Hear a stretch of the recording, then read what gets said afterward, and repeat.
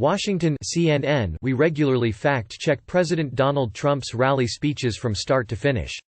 When Democratic presidential candidate Bernie Sanders cemented himself as the front-runner for the party nomination with his victory in Saturday's Nevada caucuses, we decided to give one of his rally speeches the same treatment. We chose a 47-minute speech the Vermont senator made at the University of Houston the day after the caucuses. We looked into 27 checkable assertions of fact. The result: 3 claims were false, 6 claims we couldn't render a verdict on because an exact figure is not publicly known, and 18 claims were true or mostly true. Of the 3 false claims, one was a data error made by a think tank and not disclosed to the Sanders campaign until after he gave this speech.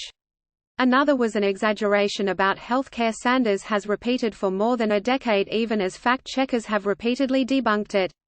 The third, about Trump's 2017 tax law, was an inaccurate description of a legitimate figure in a study. Full election results. Sanders made far fewer false claims than Trump tends to make at rallies. The president has averaged 20.6 false claims per rally over the 19 rallies we have fact-checked since July 8.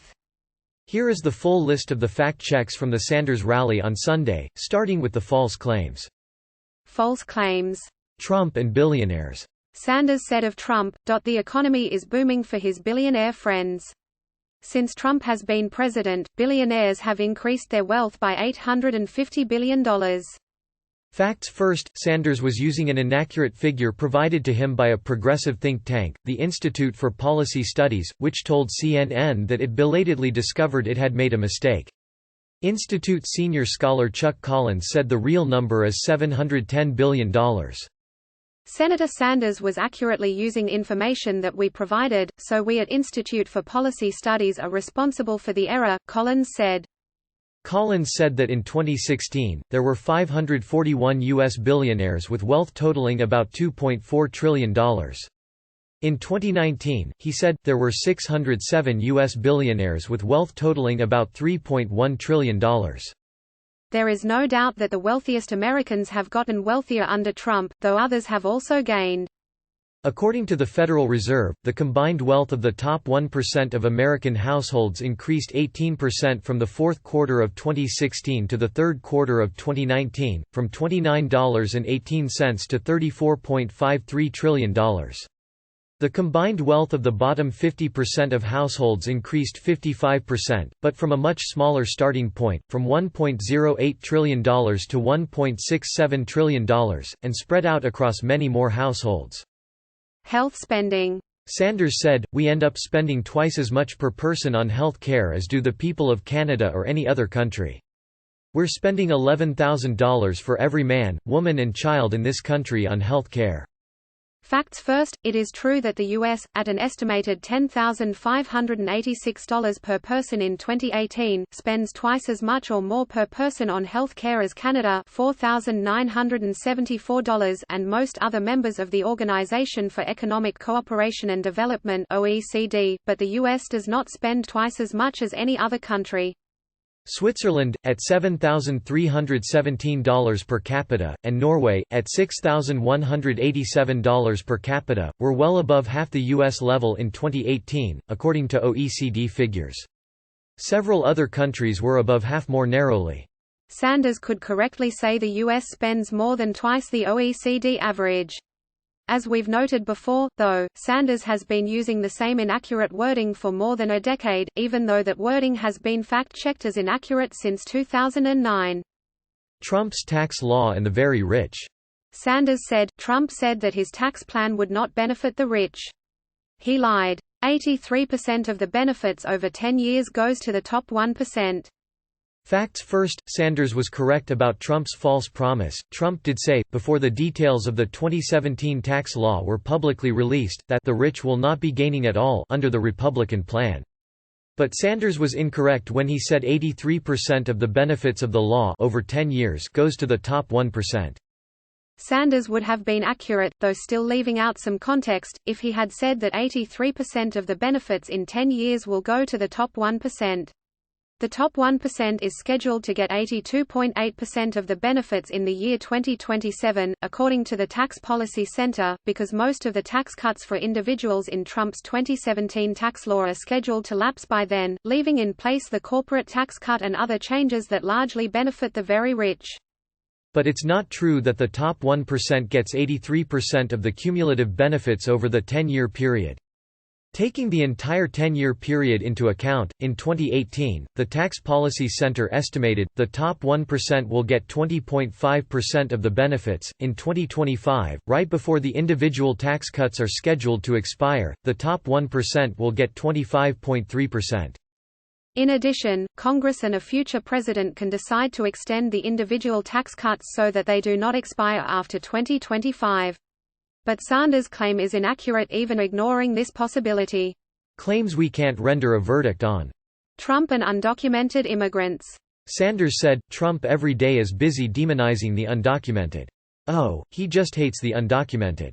But when he was a private businessman, he loved the undocumented. He hired hundreds of them in his resorts, so that he could exploit them and pay them low wages. Facts first, the exact number of undocumented immigrants Trump's company has hired for his resorts is not known.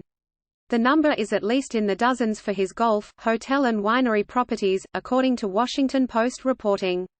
The Sanders campaign pointed to a quote from a lawyer for some of these workers, who has publicly alleged that the total number is in the hundreds, but there is not public evidence for the allegation. The Post reported in December that it had directly interviewed 49 undocumented people who have worked illegally at 11 Trump properties. The Trump Organization has fired undocumented workers at multiple properties since The New York Times reported in late 2018 about such workers being employed at a Trump golf club in New Jersey. In addition, Trump used an estimated 200 undocumented Polish workers in 1980, who were hired through a contractor, to demolish a Manhattan building to make way for Trump Tower. Trump and tax breaks.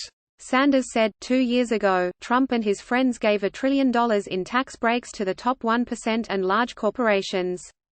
Facts first, the top 1% and corporations did reap at least hundreds of billions of dollars from Trump's 2017 tax law, according to expert analyses. Whether the number hits $1 trillion depends on subjective decisions Sanders didn't get into, such as how long a time period you're counting and how you count a change to the way overseas profits are taxed as a tax break. Some experts do not, at least one progressive think tank does, and so does the Sanders campaign. Health care and bankruptcy. Sanders said, and unbelievably, when you want to talk about the cruelty of the system, some 500,000 people go bankrupt every single year because of medically related debt. Facts first, nobody knows the true number of bankruptcies caused by medical debt. Sanders' figure is based on a study whose findings were published in the American Journal of Public Health. The 500,000 figure is an extrapolation from a survey to which 910 people who filed for bankruptcy between 2013 and 2016 responded. About two-thirds of those respondents said they somewhat agreed or very much agreed that medical expenses or medical-related work loss contribute to their bankruptcy. Others have taken issue with the study's findings, saying the true number is likely far lower. But there is no single widely accepted figure. Deaths related to inadequate health insurance. Sanders said, in America, at least, and I think this is a conservative number, at least 30,000 Americans die each year because they don't go to a doctor on time because they're uninsured or they've got a high deductible. Facts first, it's possible this 30,000 figure is correct or conservative. Some studies suggest the Sanders campaign pointed to a new study in the Lancet Medical Journal that found ensuring health care access for all Americans would save more than 68,000 lives every year compared with the status quo. But other experts have expressed skepticism about such findings, and the true number is not known. The U.S. and China on incarceration. Sanders said, "We have more people in jail today, over 2 million, than any other country on Earth including China, 4 times our size." Facts first, Sanders is correct on the number of people in U.S. jails and prisons, but the number of people in China's jails and prisons is not known. Estimates, however, suggest China's number may well be higher than the U.S. number, especially if you count people being detained in internment camps for Uyghurs and people from other Muslim minority groups. The Institute for Crime and Justice Policy Research at Birkbeck, the University of London estimates that the 2018 prison population in China could be at least 2,350,000. The U.S. State Department estimated in 2018 that anywhere from 800,000 to more than 2 million people from Muslim minority groups had been put in camps since April 2017. The precise current number is not known. The United Nations and climate refugees. Sanders said, "What the United Nations tells us, if we do not stop the heating of the planet, what we will be looking at the end of this century, are hundreds of millions of peoples around the world who are climate refugees." Facts first, the United Nations has not issued any recent estimate of hundreds of millions of climate refugees by 2100. A 2015 article from the UN's Academic Institute said, "No one knows how many climate migrants will exist." However, a senior UN official did offer a somewhat similar estimate in 2008. And Sanders' figure is not inherently outlandish. A World Bank report in 2018 estimated that 143 million people in 3 regions alone, Latin America, South Asia and Sub-Saharan Africa, could be forced to move within their own countries by 2050 to escape the effects of climate change. The Sanders campaign also pointed to a 2019 report from the UN's Intergovernmental Panel on Climate Change (IPCC), which said that in 2015 approximately 500 million people lived in a dryland that was experiencing desertification, or land degradation. The campaign argued that it's reasonable to infer that many of these people will become refugees. Regardless, the UN didn't say that. Jim Ski, co-chair of IPCC Working Group 3, told CNN, "No inference in the chapter is drawn that such people are or could be refugees." The word refugee does not appear in the desertification chapter, Ski said, nor in the report's technical summary or its summary for policymakers. Still, there's enough of a basis for Sanders' claim to make it something other than false. In 2008, L. Craig Johnston, the UN Deputy High Commissioner for Refugees, said that conservative predictions estimated up to 250 million people would be displaced. He didn't specifically say they would be refugees, crossing borders, by the middle of this century due to problems related to climate change. True claims. Sanders was correct or mostly correct about how he leads Trump in certain recent polls, how Trump promised during his campaign that he would provide health care to everybody but has not done so, instead supporting plans that would reduce protections for pre-existing conditions and result in millions losing insurance, how Trump promised he would not cut Social Security, Medicaid and Medicare but proposed cuts to those programs in his budget. The cuts are reductions from projected future spending levels, not from the actual level of spending in 2019 or 2020.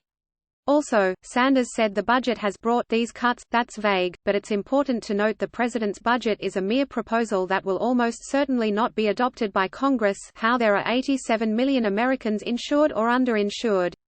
Underinsured can be defined in different ways, but the figure comes straight from the Commonwealth Fund Health Care Foundation. How pharmaceutical and insurance companies made a combined $100 billion in profits in 2018. It's slightly less than $100 billion if you only count US-based drug companies, but adding others that do business in the US takes the total well over $100 billion. How the US pays the world's highest prescription drug prices and that some medications in the US can cost 10 times more than in Canada and Mexico. How Trump brand products have been manufactured outside the US. How Trump believes climate change is a hoax. Trump has said this explicitly. He reversed himself in January and said global warming is not a hoax, but he continued to mostly avoid the subject even in the January comments. How the homeless population numbers 500,000, how 18 million families spend half their income or more on housing. How workers last year saw an inflation-adjusted wage increase of less than 1%. How some teachers begin their careers at a salary of less than $30,000 per year. How U.S. voter turnout is among the lowest for major countries. How Amazon did not pay federal income taxes for 2018. Amazon reported in February that it does owe federal income taxes for 2019. How he opposed the bank bailout of 2008. How women earn about 80% of what men do. The gap between women and men can be smaller depending on what kind of wage data you look at. Also, it's important to note these figures are for all women and men, not for women and men doing the same jobs. How there are 400,000 people in jail awaiting trial unable to afford bail.